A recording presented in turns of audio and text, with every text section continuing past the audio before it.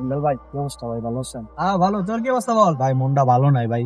আরে কি হয়েছে? 50টা টাকা চাইছি ভাই, দেন। কি বন্ধু বান্ধবের লাগে চলো, টাকা চাল যায় না?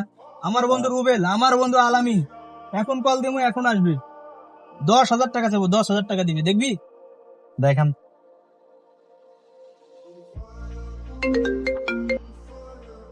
আলামিন, হ্যালো বন্ধু।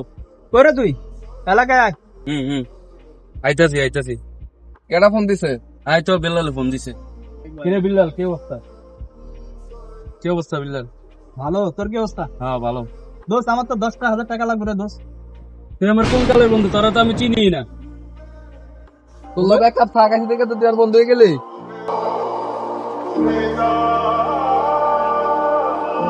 ওর মিয়া এটার বন্ধু বান্ধব বানাইছেন।